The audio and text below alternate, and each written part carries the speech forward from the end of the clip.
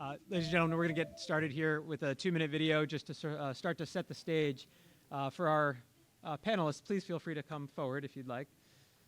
And this way we could just jump into it.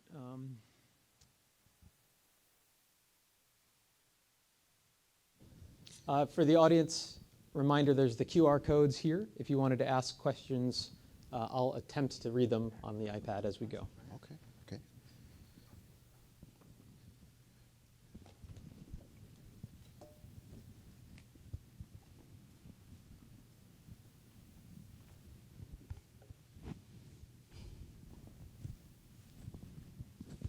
We try again with audio.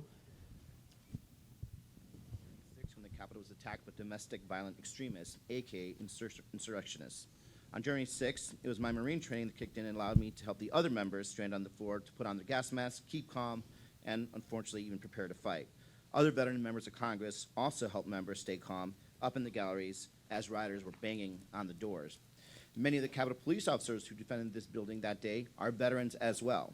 On January 6th, I was grateful that they were veterans in the Capitol to fight for our colleagues and to defend democracy. Because as any veteran knows, serving your country doesn't end when you leave the service. Our veteran community represents the best of America, which is why I was horrified and angry when I found out how many veterans had been among the insurrections that day. I felt betrayed, because those veterans have forsaken the same oath we all took to protect and defend this country and democracy. I want to be clear. The more than 70 veterans charged in the attack on January 6th represent a small fraction of our veteran community, a very small fraction. But veterans were overrepresented among those insurrectionists. And we've now seen evidence that groups like Oath Keepers, the Three Percenters, and the Proud Boys are specifically targeting veterans. That's why it's so important that we address this issue head on, like we are today, and that's why I'm grateful for our witnesses' insights. My first question is for Mr. Braniff. If I'm not mistaken, you attended the United States Military Academy and served 5 years as an Army officer and company commander. Following your service, you joined the faculty at West Point. My question for you is, as a veteran and someone who has devoted your entire professional career to studying terrorism and counterterrorism, what is your reaction when you hear someone say that it's ridiculous to suggest that we need to address extremism in the military or veteran community, or that holding this hearing is somehow an insult to the 20 million veterans who have honorably served our country and are not involved with violent extremism? Do you think we are doing a disservice to people like you and me by having this discussion? Thank you, Congressman. 21 years ago, I sat on a hilltop in Kosovo with my tank platoon. That platoon was comprised of several African Americans from around the United States, Jamaican, Haitian, a Dominican, a Jewish American, 2 Filipinos, a Micronesian, and a shade tree mechanic from Alabama. It would be a dishonor to my tank platoon to say that things like white supremacy in the ranks is too small an issue for us to care about. We're a brotherhood and a sisterhood, and the idea that it would be okay for an organization that has grooming standards about your haircut, height and weight standards, shouldn't have standards about violent extremism in the ranks. It's not a numbers issue, it's a national security issue. We have an all-volunteer military. Who is going to join an all-volunteer military if that all-volunteer military is associated with extremism? That's a national security issue. It creates vulnerabilities to hostile foreign influence operations. It decreases our combat effectiveness. It undermines the preface of civilian control of the military. If our military members are putting ideology or party in front of country, it makes it easier for our servicemen and women to be manipulated, and it undermines our combat effectiveness. Thank you. Thank you. So I wanted to use that clip to begin to set the stage for our discussion today. I thought Representative Gallego's question was appropriately framed. He talks about how incredible our veteran and military community is, but then acknowledges that there is also a real issue. But that's a very sterile way to introduce a conversation like the one we're trying to have. It's a very DC way to introduce a conversation like the one we're trying to have. And so I'd like to invite Rick and Dawn Collins to introduce themselves and their foundation work, because this is why we're here, to hear from 2 of the most patriotic people I've met.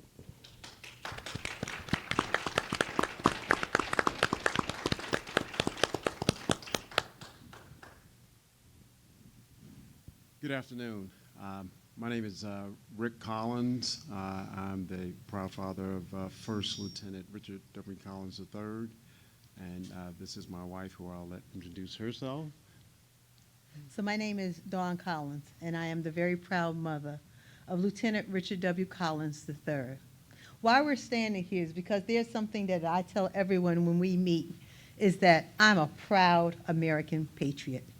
No one gets to tell me that I am not a patriot. My son would have been third generation military. When he took that oath of office, he said, he promised to defend this nation against all enemies. That's foreign and domestic. And much to my chagrin, it was a domestic enemy of the state that plunged a knife in his aorta, and he bled out on the campus of the University of Maryland, College Park. So on May 20th of 2017, our son had just recently been commissioned through his ROTC unit as a second lieutenant in the United States Army, and he was awaiting his report date to his first command. So he had come to us the day before and told us that, yeah, he was going to go hang out with some friends, and he was going to be home that next morning on Saturday. So come that Saturday morning, the doorbell rang, and I went to the door to answer it, thinking that was our son coming in after being out all night. And it turns out there were two Maryland state troopers at my door, and they were there. I immediately knew that they weren't there to bring good news. And that's how we learned of our son's murder by the assailant. So we also found out that the assailant was a follower of the alt-right Facebook page. We also found out that the assailant had some quite disgusting things on his phone about people of color, minorities.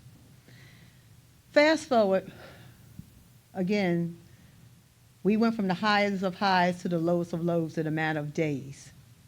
But my husband and I knew that we could not just stay and cry. We had to do something. And in doing something, we formed the Second Lieutenant Richard W. Collins III Foundation. And you may ask, what do we do at the foundation? First thing that we're happy to report, we changed that hate crime law in the state of Maryland.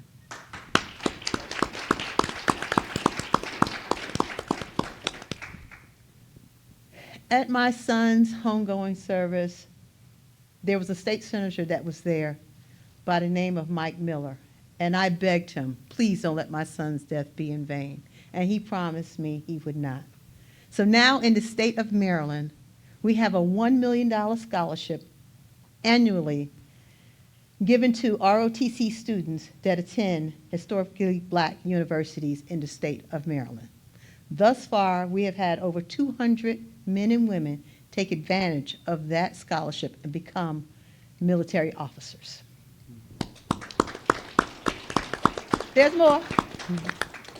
So as another outgrowth of the work of our foundation, we've had the good fortune of being able to partner with a nonprofit by the name of Outward Bound in concert with the private sector corporation known as Under Armour. And what we do is bring together the cadets from the two universities, Bowie State University, which is HBCU, and University of Maryland at College Park. And those cadets come together through this partnership that was arranged through Outward Bound to build relationships and build bonding. So on an annual basis, they go out on a one-week expedition. This past June, as a matter of fact, was the first year of it, where they learn to deal as a team or build that relationship as a team. You know, going out in the woods, no cell phones, you know, cooking their own food, living in tents, and facing all the different challenges that they develop for them. And our goal in that is to make sure that these young people don't come together and meet someone who's different than they are for the first time when they get to their first assignment. This way they can build those relationships and get familiar with people who are maybe a little bit different than they are before they show up in uniform. And we're thankful and grateful to Under Armour for underwriting it for 3 years, and we're looking forward to hopefully continuing that with these students. So let me tell you what it's like in real time to see these students. They may never have seen another person of color, but once they get out there and they're in the woods for an entire week, this is the person that you depend on to help you make that fire, to actually cook this meal. Guess what? All of this disappears. You know that they are a comrade, they are your friend, they are the person that you depend on. And when they come back, the stories that we hear and see them exchanging information, we know that we're building something for life. And it's awe-striking to see these young men and women coming together. Then we have one other part that we're doing with our foundation. It's called the Social Justice Alliance. And what is the Social Justice Alliance? That's where you have professors from the University of Maryland College Park and Bowie State coming together to address the ills and speak about and do something about social justice in this country. So in essence, we're here trying to make a difference in the world, and we're getting started at the ground level, and hopefully this will carry forward. And our vision is at some point to be able to expand this model nationwide. So we thank you all for the opportunity to share a little bit about ourselves and what our foundation stands for. And let me end with saying this. When Richard was murdered, Rick and I stopped saying what the others should do, and we start saying what we should do and go out and make a difference. Thank you for your time.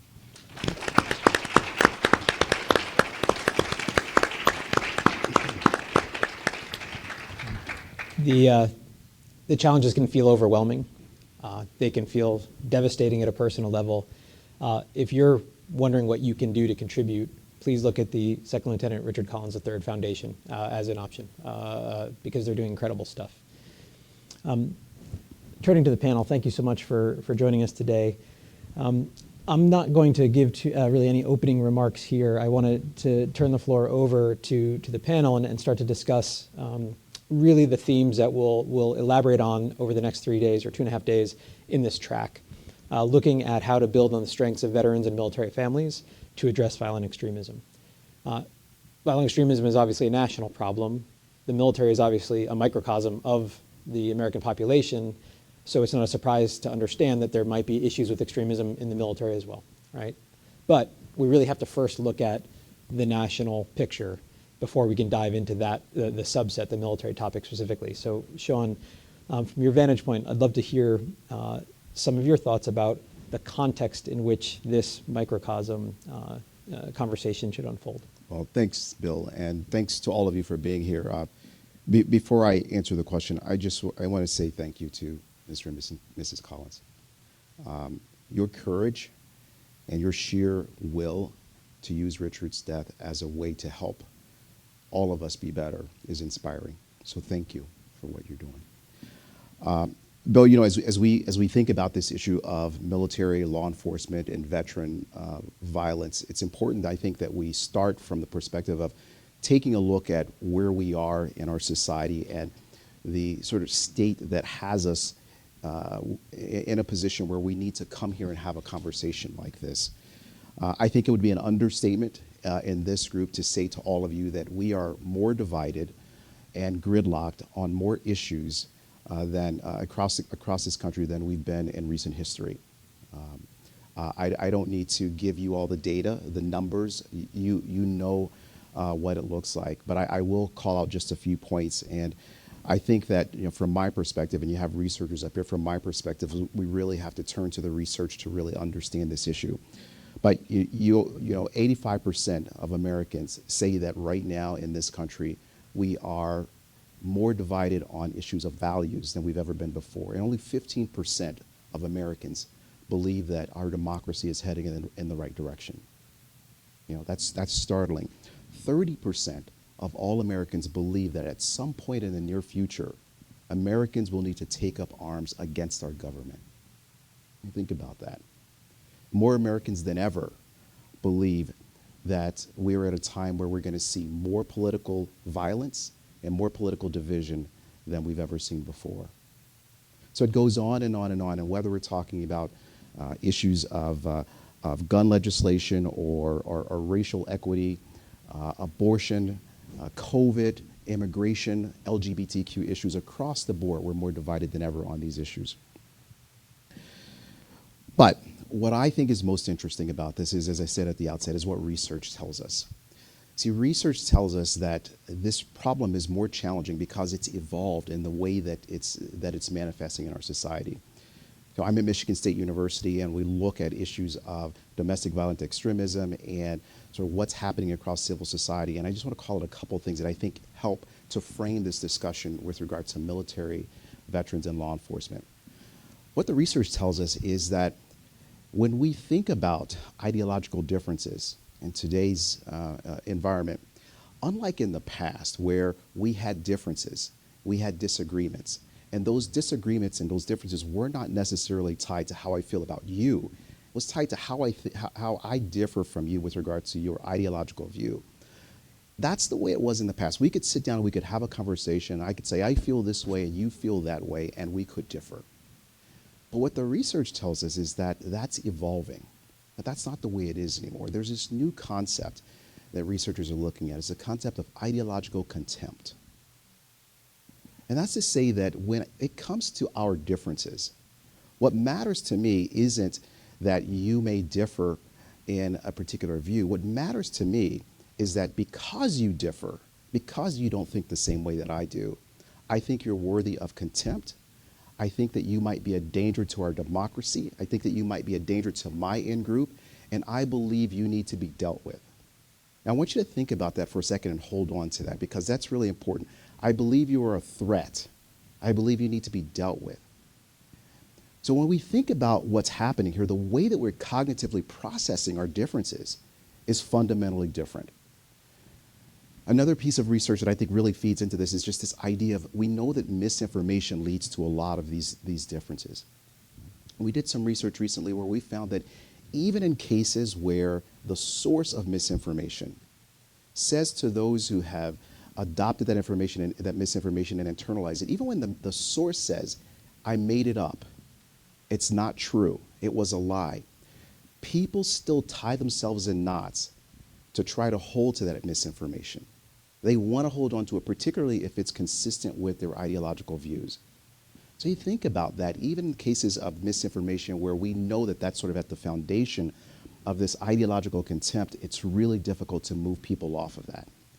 The reason I think that the research is so important for these discussions is because if we think about why military service members, active duty service members, why law enforcement, we think about what they live to do, what their calling in life is. We think about the idea that they're supposed to protect, they're supposed to guard against threats, they're supposed to address issues that threaten our democracy and threaten this country and threaten our communities.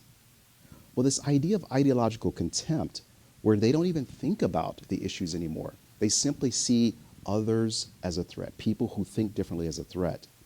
That will really get into some of the issues we're going to talk about today with regard to how these groups really target and focus on people in the military to pull them in by holding them up as patriots, a very different kind of patriotism than you and I understand.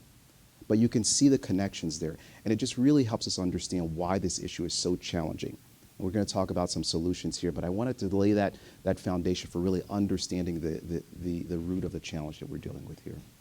Thank you, Sean. Let me turn to Heidi to talk a little bit about your research and what you found in terms of the overall landscape, the relationship between military and our veterans community and extremism. But let me just preface that very quickly. Mike Jensen is here in the room from START, and he, I think, has generated the most comprehensive data on this topic. And so just to put this into perspective, from 1990 to 2021, we've identified 461 individuals with military service backgrounds who've engaged in criminal extremism. 461 out of the millions and millions and millions of individuals who have served. It's a statistical zero, right? It's a statistical zero. We're not talking about a mass phenomenon in terms of criminal extremism. But we've seen a significant uptick in the number of individuals with military service backgrounds arrested over the last decade when compared to the decade prior, a 400% increase in that number. And we've seen, unfortunately, high levels of participation in recent events such as January 6th. 17% of the perpetrators on 6 January arrested to date have had military service backgrounds. So there's an inflection point. There's a problem that is occurring now, which is significant. It's not a numbers game. It is a broader national security issue when individuals in uniform are being turned into anti-government weapons. And so we have to take this issue seriously, even if it's a very small issue. But I wanted to make sure to contextualize the numbers here. We're not talking about massive numbers. That doesn't mean it's not a massively important issue to our democracy. So with that bit of caveat, we have a question from the audience that actually dovetails very nicely with just your opening question, but I want to read it in order to encourage others to ask questions using the app. Why do you believe a pattern of white supremacy and bias has arisen in the military and law enforcement? What are the causes? So maybe if you could fold that into your comments, Heidi, that would be wonderful. Sure. And thanks for actually, I was going to take START's data to lay this out, so you helped me out immensely. There has been, first of all, as has been said here already, this is a small minority of people who get caught up in extremism, both on the police side and the veteran side.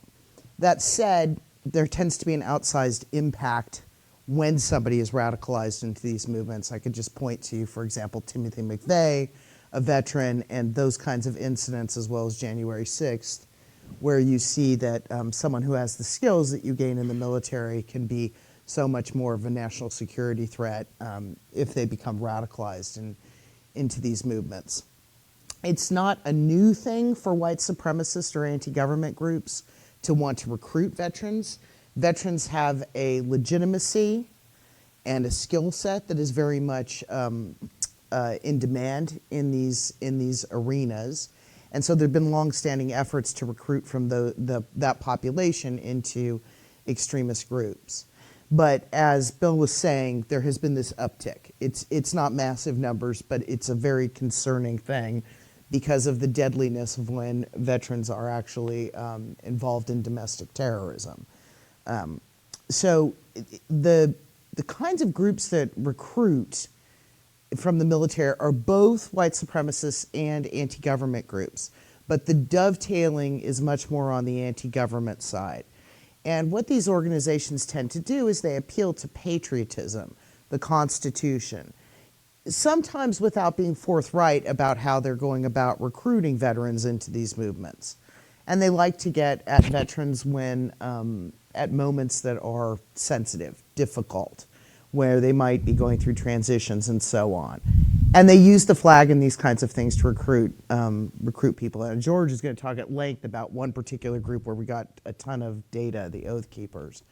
But just about every other extremist group out there has veterans in the ranks. So that means the white supremacist Proud Boys, the 3%er militia, and many, many, many more. And it's the fact that this is a national security problem that is the reason why I think this needs to be at the top of sort of the policy list and issue for us as a country, because of that uptick that Bill was talking about and because of the possibilities for making situations much worse. I'm sure many of us remember on January 6th where certain of these extremist groups were employing military tactics to get into the building. You can see them doing this stack. This is the kind of training that we don't want people in these groups to have. I just want to add one other little bit of data that we know about in terms of, but this is really a problem of white nationalism. You know, the Military Times every year does a survey of the troops. I don't know off the top of my head how many people they survey. And for about 4 or 5 years running, they have asked active duty troops, do you see incidences of white nationalism and racism? And the reporting has been sort of between 30 and 40% saying that they have seen this in the active duty sector. So there is a problem there. That's more of a cultural problem than just pure extremism, but it indicates something that I think makes efforts to deal with these issues, all the more important. And just to elaborate on that a little bit, it might be worth noting that there's an office in the Pentagon called the Office of People Analytics that fields a survey habitually to basically take the climate of the force. So it's a representative sample of servicemen and women who might answer the battery of questions that talks about things like the command climate that they're in, have they experienced racism, sexism, these sorts of negative command climate issues. And we worked with the Office of People Analytics to help them craft a set of questions on visible indicators of extremism to be added to that battery. So ideally, we'll have a more scientific survey run by the Pentagon that will come out habitually in a longitudinal way so we could really see over time what the direction of travel is in terms of visible indicators of extremism in the ranks. So that's another really important example of, I think, the DoD listening and trying to address this issue. Right? They are trying to do the structural things to help them understand the issue, at least to a degree, and that's a positive thing. To get at that second part of not just criminal extremism but hate, I think that's a really important sort of aspect to bring up, Heidi. Mike Jensen's team at START also has a data set on the perpetrators of hate and bias crime in the United States. So in addition to the perpetrators of criminal extremism, we have a data set on hate and bias crime perpetrators. And about 8%, almost 9% of that population had a military service background, the hate crime perpetrators. If you consider that there are 70 terrorist attacks in a year in the United States and 8,000 plus hate crimes, well, 8% or 9% of 8,000 hate crimes, well, that's a lot. That's a big number, right? That's not a small number any longer. So while the terrorism is very infrequent, unfortunately, the potential that military individuals with military service backgrounds or veterans are engaging in acts of hate, it's going to be a much larger offender population. And so again, an issue we have to care about. And again, I'm really glad to report that the DoD took this information very seriously when Mike's team provided it to the Counter-Extremism Activity Working Group, and they now are including information about hate and hate crime perpetrators in their internal processes to identify what they call insider threat, so individuals who are flirting with extremism inside the ranks. And that's moving the needle. If you can get a big bureaucracy like the DoD to care about hate as much as they care about domestic terrorism, right? We think that's change in the right direction. George, if we could turn to you. I know ADL just recently released a report on the Oath Keepers, so quite timely. Yeah. We'd love to hear about some of your findings. Sure. I'll give you, how's the microphone's on? Okay, so thank you, Bill, for your question. Before I jump into the bad guys, I want to talk about the good guys for a second. I want to take a moment to acknowledge the Collins family who are here today. George Salim with the ADL. The ADL has worked with the Collins family quite a bit over the years, full disclosure. And I just wanted to acknowledge their presence here today, the work they've done both at events like this and the work that they've done quietly and behind the scenes with lots of our organizations and tons of others to get people thinking about these issues, and not just thinking about them, but as you heard from their presentation today, like a company like Under Armour, doing things about these issues in the future. So thank you for being here and thank you for the work that you all do. Bill, thank you for your question.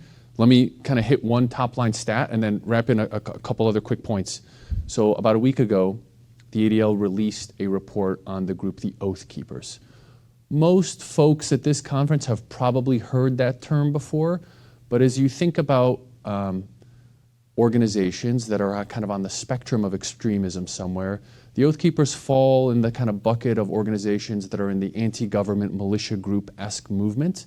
And there's a lot of great information in this report. You can find it on adl.org, but here's the statistic that's relevant for this panel today that my colleague Heidi alluded to. Of this trove of data, roughly 38,000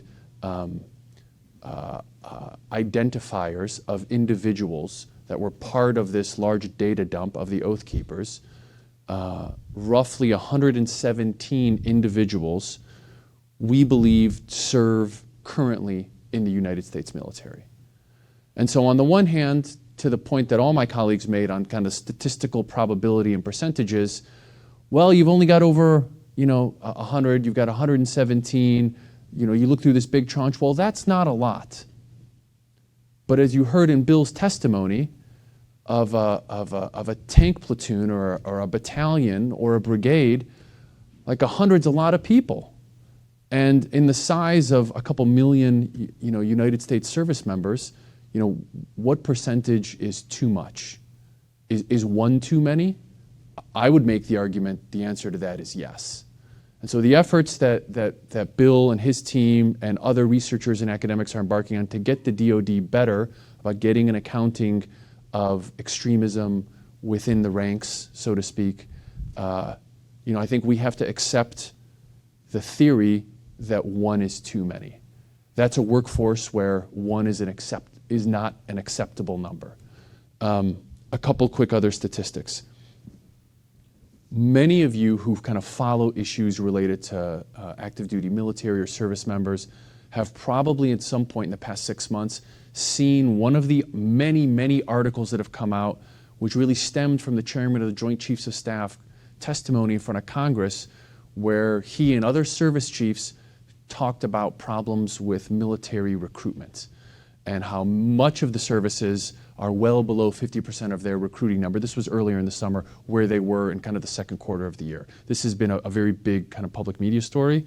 One of the things that I think is worth kind of factoring into the equation of level setting where we are on this issue is that in a number of instances, service branches have adjusted standards for coming into the service, whether it's grades, whether it's physical fitness scores or some other criteria to try to meet some of those numbers.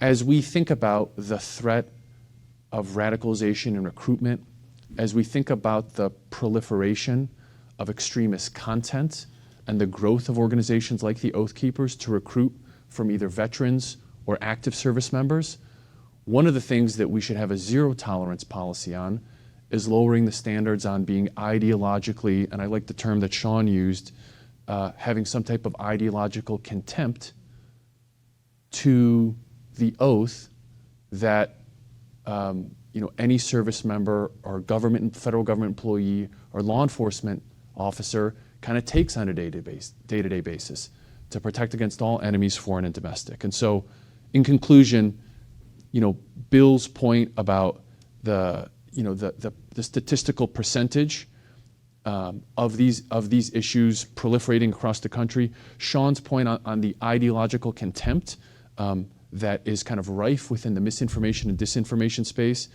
and really Heidi's last item that she noted on the outsized impact of these themes is not to be underestimated. So when you put these ingredients together, you get a really combustible kind of dish, so to speak, of a lot of different things that need to be addressed. I think one way is the statistics and analysis. Another way, as Sean alluded to, is addressing the ideological social forces at play here. And last but not least is, Heidi mentioned you want to be able to ensure that we're denying extremist and hate-motivated groups from using the tactics that our military uses in a way that can elicit hate and acts of terror in the homeland. Thanks, George. So a few quick questions from the audience, and one I think really important comment, and I would actually like to hear y'all reflect a little bit on the comment. One question: which branch of service has the greatest proportion of identified extremists? Not a surprise; it reflects the size of the force. So the Army has the largest number, but per capita, the Marine Corps had the highest percentage of individuals with criminal extremist offenses. And then our military service people who engage in hate-related activities disproportionately represented by enlisted servicemen as opposed to officers, and if so, what accounts for that? And I actually don't think that that's the case. I don't think it's a disproportionate representation. I think we have a larger number of enlisted individuals and NCOs in our military than the officer corps, which is smaller, and I think the numbers generally bear that out. But we didn't see any really disproportionate examples of extremism based on rank. And Michael, correct me on the research panel that comes later today if I'm wrong. But the comment is, faced with the choice between changing one's mind and proving that there's no need to do so, almost everyone gets busy on the proof, meaning proving to themselves that they don't need to change their mind, right? So this is a quote, but then the individual goes on to say, it will take a recognition of our cognitive biases to make progress, right? And so let's talk about that a little bit. Obviously, individuals who serve in the military are inducted into the military. They have their experiences on active duty or in the reserve or guard. They transition out of the military. They go into the status as a veteran. So there's it's potentially true that there are lots of different points in time where we could engage with this community in professional military education at different steps in that trajectory to talk about issues like biases, issues like manipulation tactics that are used in order to play on our biases and reinforce them and manipulate us. What are a few ways you think we could address, we could help future-proof our future veterans from being manipulated by these kinds of misdisinformation campaigns or extremist narratives, or just letting them fall victim to their own biases? So I'll start there. A couple of things. One, I think that the cost of entry has to be higher with regard to our military. What I mean when I say that the cost of entry has to be higher, look, you know, we're all volunteer force, and I spent 21 years in the Marine Corps, and I went in the Marine Corps when I looked at my options, and I realized, you know, there weren't a lot of other options, and this is one that was going to help me get on the straight and narrow, and I think that's okay. But I think in this day and age, we have to look much harder at the people that we're bringing into the military. And for those who we are bringing into the military, when we bring them in, the standards that we set for the way that we behave and the way that we relate to each other can't just be based on what happens in the military, but it also has to be a case where when we leave, we are taking those standards, that worldview, those ideologies with us, that understanding of what it means to be someone who is accepting and believes in equality and fairness across the board. That's the first thing. Let me say one other thing about this, and this is an unpopular thing to say, but I think we all know it's the case. At some point, we all realize that people around us begin to think it was okay to show their colors. To begin to you know, for a long time, people were sort of, you know, with regard to these more extreme views, they kept them to themselves. They stayed in the shadows. And then something happened, and people at the water cooler felt like it's okay to say that. And in our neighborhoods and at the soccer game. And while I don't think it's a good idea for those things to be lurking beneath the surface, I think we were better off when the pressure that society put on people with those fringe views was such that they kept them to themselves, and they behaved in a way that wasn't so offensive to the masses. And I think that as a society, we have to get back to a time where, for those who we can't change, we're sending a very clear message that in our society, it's not okay if you feel that way. It's not okay to wear those views on your sleeve and to be open with them. So I'll leave it there. I think that's an interesting point that you make, actually, about behavior, right? Just straight up. Look, I agree with what you said about the standards going in. I actually think the military, as it's beginning to take this issue more seriously, is a place where that kind of behavioral calculation you were just talking about can actually be reinforced. It is a place where people can, if programs are run appropriately, this is a place where people can, if not necessarily change their beliefs, change their behavior. And I actually, you know, I'm not one of the people who wants the military at the first sign of a problem with someone on these issues we're talking about to say goodbye to them. I actually would prefer if there were programs in place to help people sort of come back to the good side. And I think the most dangerous thing you can do is actually sever somebody from the service who's going down that path. And I'm not talking about a hardcore extremist. I'm talking about someone who's maybe flirting with extremism, looking at it.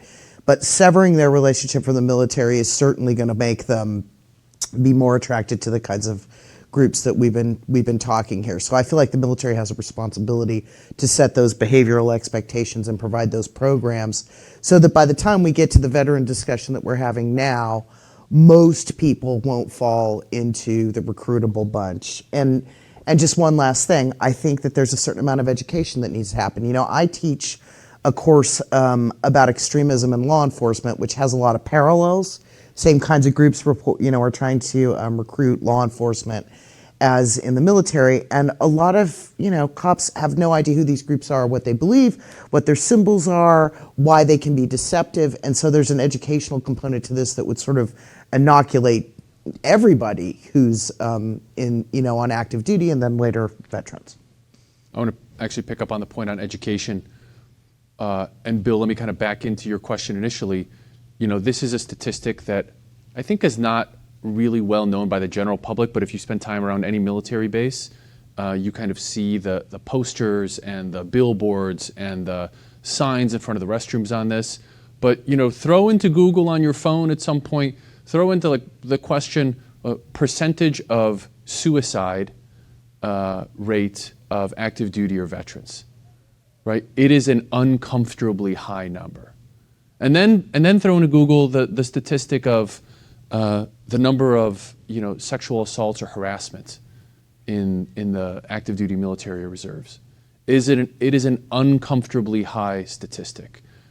And part of what the military has done for a long time is they've attempted to teach and train their way out of it, to educate their way out of it. Well, if more people know about reporting, and we know historically on these issues, whether it's suicidal ideations or whether it's sexual harassment or assault, there is historic underreporting on these issues, as there is in the general population on hate crimes and bias-based crimes against communities of color, against ethnic and religious minority groups, new immigrant communities, etc. So we know that on issues that are considered just societally taboo in some way, I think the point that Sean made is very important, where there has been a point in very recent history where the emergence of these ideologies has kind of come up from the backyard, so to speak, into the front yard. It's emerged in a way of all our communities and all our neighborhoods in a way that wasn't kind of on Main Street and in our front yards and in our faces in the same way it was. So to Heidi's point on education, I think the statistics on suicide of active duty service members or veterans, the statistics on sexual assault and harassment of either active duty or reservists, is uncomfortably high statistics. We need to continue to educate the general population, those potentially in the pool of people to serve in the United States military, or in the veteran community and veteran population as well.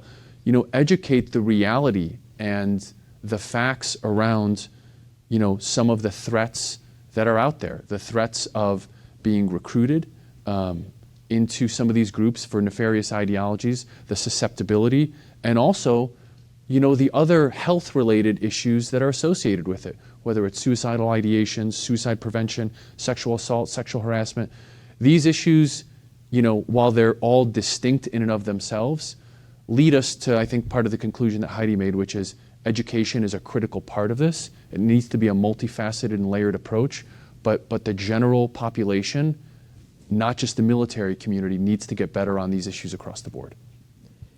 So on our policy panel, which will be on day 3, we'll hear from the director of the DoD's DITMAC, their Insider Threat Center, and we'll hear him talk about how the DoD, Heidi, to your point, is really trying to take an expanded approach to identifying individuals who might be flirting with extremism, and not just kick them out of the military, sending them into the arms of the only group that'll take them, which are the extremist population, and really trying to off-ramp or rehabilitate and reintegrate those individuals into the force. And so the DoD is also recognizing that, but implementing that will be exceptionally difficult, right? But at least we're in a different conversation, right, than we would have been 2 years ago. I mean, it's all such good news. So thus far, we've been talking a lot about the DoD. Sean, you previously served as in a senior role at the VA. Our data demonstrates that 86% of the individuals with military service backgrounds who engage in an extremist crime do so as veterans after they've left the Guard, the reserves, or active duty. So is this a VA problem? It's a good question. A question I'm often asked what role the VA should play in addressing issues of domestic violent extremism. And I'll just briefly comment on that. If we think about our Department of Veterans Affairs and the role that it traditionally plays, our VA exists to support our veterans, to take care of our veterans. And in order to do that, the most important thing that the most important quality that the VA must have is the trust of veterans. Look, as I said, I spent 21 years in the Marine Corps. I was in Iraq in 2005, again in 2008, and depending on who you ask, I came out okay. Don't ask my wife, but others think I came out okay. But what I needed to be able to do, and what those who served around me needed to be able to do, is we needed to know there was a place where we could go to get help. And for a lot of the people that I served with, the idea that that might be a place that in some way is concerned with my ideological views, my perspective on social issues and things along those lines, that's a showstopper. So I'll say this about the VA. There are two issues we're dealing with here. There's the issue of how do you support veterans who might be on a path to domestic violent extremism, and how do you hold veterans accountable for engaging in domestic violent extremism. And I think at the VA, and I think this is appropriate, at the VA, it really is about identifying the underlying causes that might precede a veteran getting on a path to domestic violent extremism. We need to be able to identify those things so that we can help them. That's not about policing thought. It's not about changing thought. It's about figuring out what those indicators are and getting to those issues early. And then the last thing I'll say about that on this issue of accountability, look, if we take the path of having the VA involved in accountability, that's going to push veterans away. It's going to push them back into the communities. And when a veteran is on the path to domestic violent extremism and that veteran can't get help from the VA, that veteran is our problem. He's your problem. He's in our communities. She's in our communities. And so we have to think about ways to come together with the Department of Veterans Affairs in support, but not as the lead. But we have to think about ways to come together in our communities to provide solutions for these veterans who are on these paths. So I would argue that when we looked at the data on individuals who go on to engage in extremist crime, we looked at the risk factors associated with those individuals who engage in violence. Those risk factors line up fairly neatly with the benefits and services that the VA already provides. Meaning, if the VA is just really good at providing benefits and services, it will be reducing risk factors associated with violent extremism. It will be building protective factors that minimize the number of veterans who go on to engage in extremism. So from my point of view, from the research, the VA should do what the VA does as well as possible. That's the best thing it can do in terms of violence reduction, extremist violence reduction. But there needs to be another entity partnered with the VA and with the DoD and with civil society groups that can be the Swiss Army knife, the specialized tool to address this small but incredibly important national security challenge that is veterans and military families engaging in violent extremism. We know they're targeted for recruitment because they're valuable. We know that we have civilian control of our military, and if you have the largest ideological group within the extremist population with a military service background are anti-government extremists. So anti-government extremism and civilian control of the military, that doesn't mix well. We know white supremacy is the second largest ideological group. Given the diversity of our military, that is unacceptable. So we need to address this problem, but we can't retool the VA to address this issue on the fringes. We need another entity. So that is the origin story of We the Veterans. So the organization that I'm one of the co-founders of, our goal is to build on the strengths of veterans and military families. This is a population that has incredible strengths, incredible resilience. They know what service means. They're willing to sacrifice. But most veterans and military families around the country don't see this as their issue, an issue for them to take on. But our theory of change here is that if we let veterans and military families know that we need their help, they will help. Right? This is in their DNA. And so the question is, how do we empower veterans and military family members to be a solution? Sean started off this panel talking about the state of the nation. It is reflected in our military population because our military population is a subset of our population. But the nation needs help. Our democracy needs help. And what better community to try to tap into than our veterans and military family community, who are proud to serve, want to continue serving, and have demonstrated the willingness to do this. So We the Veterans is a large call to action, right? That's what this is. But we think we have to work with VSOs, veteran service organizations around the country, military service organizations around the country, mental health providers, educators, the VA, this whole constellation, this multi-sectoral approach to be able to deal with this really an American issue, right? A broader population issue. And in the process, we think we can minimize involvement into extremism among our veterans and military family communities. But we have to take a strengths-based positive approach, right? We have to build on the strengths of that community. And so that's the mission of We the Veterans. This morning, I was fortunate enough to be able to announce one example of the kinds of programs that we're trying to do. We have a coalition. It includes 26 veteran service organizations, military service organizations. It includes IAVA, led by Jeremy Butler. Incredible veterans around the country who have joined the Vet the Vote coalition. Collectively, we have recruited 55,000 veterans and military family members to serve as poll workers. This is an important civic role. It's a profound civic role, helping your neighbor vote. It also crowds out those anti-government extremists who might attack the integrity of our democracy. And now they're attacking veterans and their military families, right? Hey, Bill, can we pause on that for yeah. just a second? For folks on the live stream and folks in the room that want to get involved with this, can you just do the quick plug for how to get more folks involved? Absolutely. Thanks, George. So Vet the Vote is the website. And if you go to Vet the Vote, you type in where you live, you'll immediately go right to your county. Our elections are run at the county level in the United States, so you'll be immediately channeled to your county sign-up sheet. You sign up, and you are now a poll worker supporting American democracy and becoming a walking, talking narrative in your community for the integrity of our elections, because you are our elections, right? And you've served the country. You're continuing to serve the country as a veteran. So this is a strengths-based, positive approach to civics that we think crowds out some of these anti-democratic forces that are preying not just on Americans, but also our military. So that's the encapsulation. Vet the Vote is the coalition. It is really, truly a national coalition. We've got the NFL on board, Chamber of Commerce, and 26 veteran service organizations. So we hope that you'll join us. For those who are not veterans or military family members, we'd love to work with you in supporting these kinds of civic programs. To my panel, thank you so much for helping us set the stage for the rest of the track. This is just such an important issue. Thank you for your interest in the issue, and I hope you enjoy the rest of the 2 days. Thanks. Thank you.